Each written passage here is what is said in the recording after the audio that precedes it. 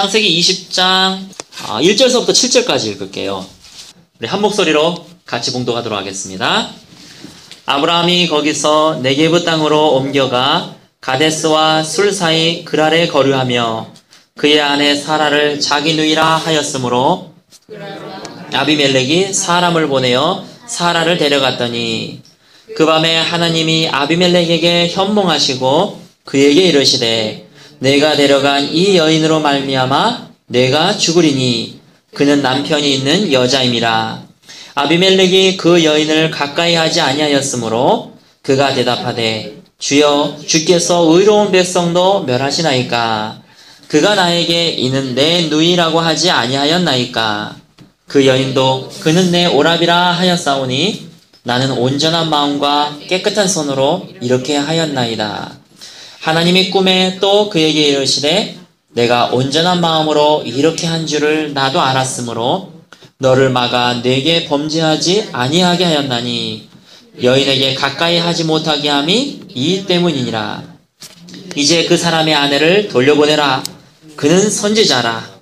그가 너를 위하여 기도하리니 내가 살려니와 내가 돌려보내지 아니하면 너와 내게 속한 자가 다 반드시 죽을 줄 알지니라. 아멘. 하나님의 강권적인 역사를 우리가 여기서 볼 수 있습니다. 아브라함의 믿음의 조상이 되기까지는요,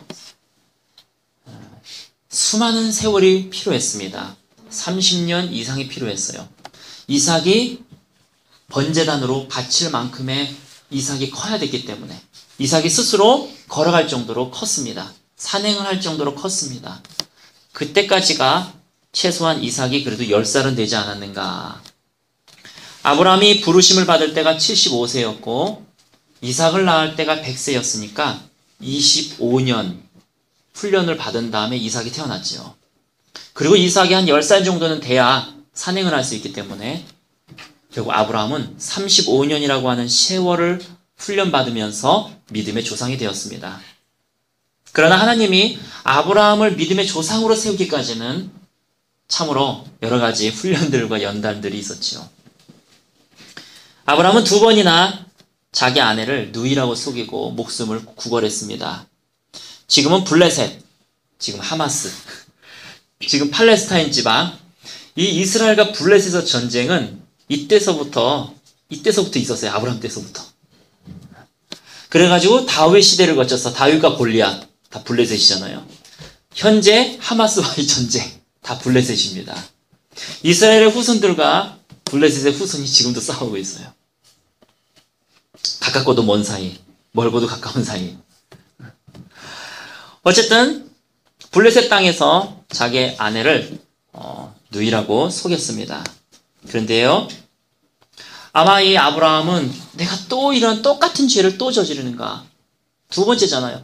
내가 저 바로에게 갔을 때도 내가 똑같은 일을 저질렀는데 하고 자기가 엄청나게 한탄을 했을 것입니다. 자기 아내를 아비멜렉의 집에 들여보내고 나서 한참을 울었을 것입니다. 사나이의 자존심도 다 구겨지고 내 목숨 하나 구걸하자고 내가 이렇게 지낼 수 있는가. 그런데요, 바로 그때에 하나님의 강권적으로 개입하십니다. 아비멜렉에게 나타나셨어요. 그 여인을 가까이 하지 말아라. 하나님이 강권적으로 꿈에 2번이나 나타나셨어요. 내가 너를 죽일 것이다. 하나님이 내가 너를 죽일 것이다 그러면 그가 반드시 죽는다라기 이전에 네가 회개하면 내가 너를 죽이지 않는다. 하나님의 심판을 말씀하셨을 때는요, 회개하라는 것에 목적이 있는 거죠. 내가 너를 죽일 것이다. 그러면은 그 여인을 놔주어라. 그런 뜻이죠. 하나님의 강권적인 은혜. 아브라함은 하나님과 바싹 붙어 있었습니다. 그러자 하나님이 그를 책임져 주시기 시작하시고 강권적인 은혜라도 부어주셔가지고 그를 구해내기 시작을 했습니다. 여러분이 하나님과 가까이 붙어 있고 하나님과 바싹 붙어 있는다면 하나님은 우리의 목자가 되어 주실 것입니다.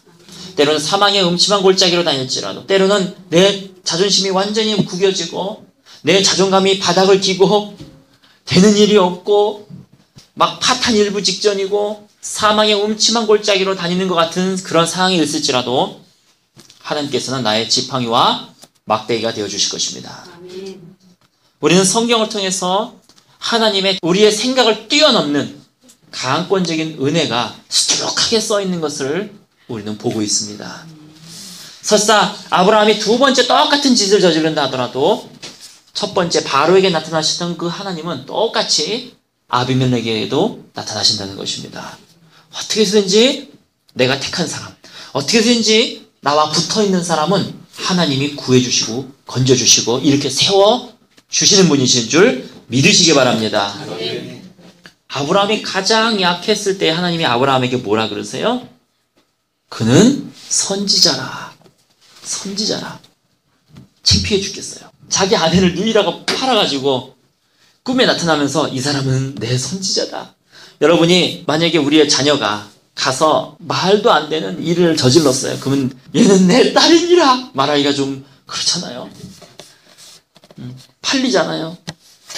하나님이요, 아브라함이 가장 자존감이 떨어져 있을 때에 주님은 아브라함에게 선지자다라고 말씀하시고 계시는 것입니다. 우리가 우리 생각, 우리 자신을 바라보면은요, 이 미친놈 또 이랬어. 이런 비려도 못 먹을로. 자기 자신을 자책하고, 어떻게 한 번도 아니고 너는 두 번이냐? 내 자신을 막 자책하고 난리를 쳤을 거예요. 그러나 하나님의 눈으로 바라보면은요, 선지자예요. 선지자. 그는 내 선지자라.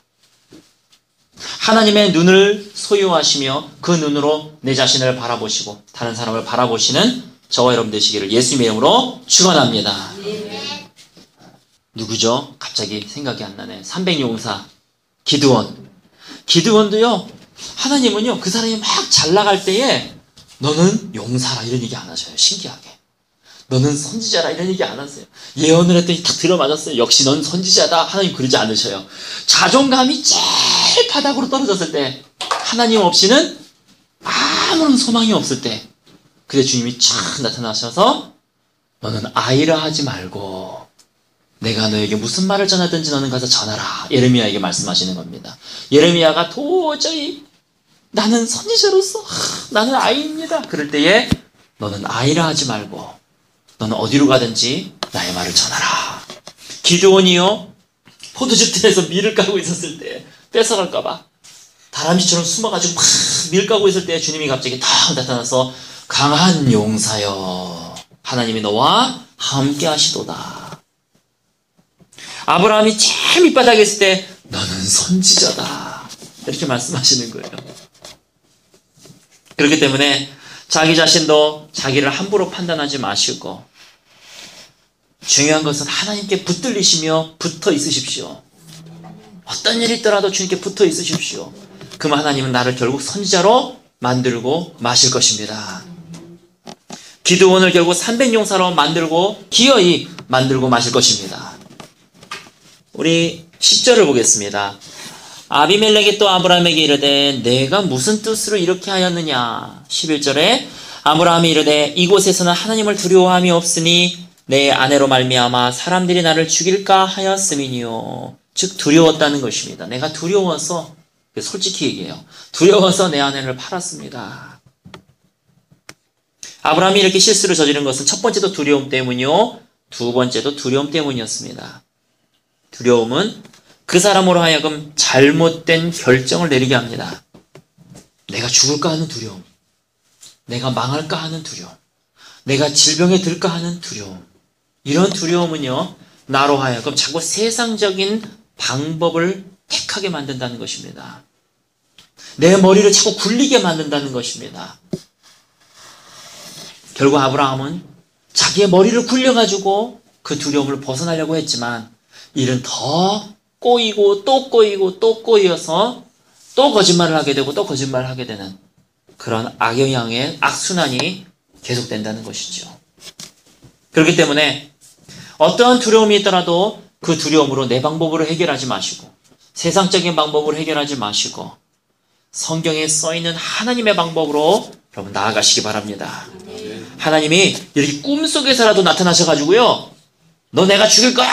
꿈속에도 나타나셔가지고 하나님은 역사하는 분이신 줄 믿으시기 바랍니다. 주님의 초자연적인 역사를 믿으셔야지 돼요. 영이란 그 자체가 초자연적이에요. 자꾸 우리 그리스도인들이 혼적인 생각들, 혼적인 머리를 굴립니다. 우리는 영의 사람입니다. 하나님은 영이시니 우리가 영의 눈이 떠지게 되면 하나님을 볼 수 있는 것이요, 영의 눈이 감기게 되면 들어도 못 듣는 것이고 봐도 못 보는 것입니다. 이 시간 영의 눈이 열리는 저와 여러분 되시기를 예수님의 이름으로 축원합니다. 디모데후서 1장 7절을 보고 우리 같이 기도하겠습니다. 디모데후서 1장 7절입니다. 하나님이 우리에게 주시는 것은, 자, 하나님이 우리에게 주시는 것은 무엇이냐? 즉, 하나님의 음성을 어떻게 분별하느냐? 이것은 하나님으로부터 온 생각인지 사단으로부터 온 생각인지 어떻게 분별하느냐? 하나님이 주신 재정인지 아니면 사단이 주는 재정인지 어떻게 구분하느냐? 하나님이 우리에게 주시는 것은 두려워하는 마음이 아니요, 이렇게 되어 있어요. 즉, 두려움을 통해서 하나님이 역사하지 않는다는 것입니다. 내가 두려워하기 때문에 선택하는 것, 어떻게 될까봐 내 머리를 굴리는 것은 하나님으로부터 온 것이 아니고, 하나님으로부터 온 생각도 아니고, 하나님으로부터 온 재정도 아니고, 하나님으로부터 온 건덕지가 없습니다. 자, 두려움으로 선택하지 말라 성경은 말씀하고 계세요. 여기서 마음은 스피릿이 영이거든요. 두려워하는 영이 아니요 오직 능력과 Spirit of Power, 권능의 영이다. 능력의 영이다. 그리고 사랑, 또 Spirit of Love, 사랑. 내가 사랑하기 때문에 선택하라는 거예요. 내가 하나님의 사랑, 또 내가 그 사랑으로 결정을 내리라는 것입니다. 능력과 사랑과 또 절제하는 마음이니 이렇게 되어 있지만 원어를 조금 더 들여다보면요 몇 가지가 더 써 있어요. calm, the spirit of calm, 고요한 영. 우리 속에서 막 바빠가지고 막 이리 분주하고 저리 분주하고 막 이리 쿵쾅하고 저리 쿵쾅하고, 그건 하나님으로부터 온 것이 아니라는 것이에요. 하나님의 음성을 들으면 평강이 임한다는 것입니다. 평강의 하나님. 그래서 내 마음속에서 어떻게 응답받았는가? 아무것도 염려하지 말고 오직 모든 일에 기도와 간구로 너희 구할 것을 감사함으로 하나님께 아뢰라. 그 사람은 염려하는 사람이 기도하러 왔어요. 간구했어요. 그러면 너희 모든 지각에 뛰어나신 하나님의 평강이 너희 마음과 생각을 지키시리라. 무슨 얘기예요? 너의 마음도 평강이 임하게 될 것이고 너의 생각도 평강이 임하게 될 것이다. 이게 기도 응답이에요. 내 마음속에 평강이 오는 겁니다.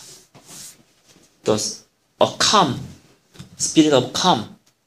그 다음에 well balanced 이렇게 되어 있어요. 균형을 맞추는 거, 균형. 극단적이지 않는 거.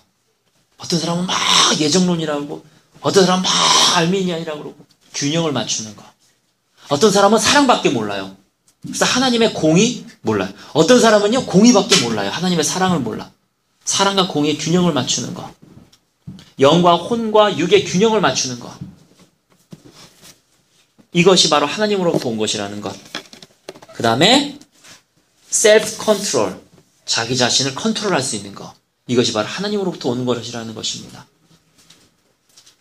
그러므로 인해서 여러분 두려움으로 인해서 결정을 내리지 마시고, 사랑과 반대되는 결정, 내가 쟤를 어떻게든지 가만 안 놔둘 거야 이런 결정 내리지 마시고, 흥분이나 혹은 분노로 인한 결정 그렇게 하지 마시고, 균형 잡힌 결정, 균형 잡힌 마음, 스스로 절제가 되는 마음, 사랑의 마음, 권능의 하나님의 권능을 나타내는 마음, 이런 것으로서 하나님의 음성을 분별하셔서 주님 곁에 바싹 붙어 계시는 저와 여러분 되시기를 예수님의 이름으로 축원합니다.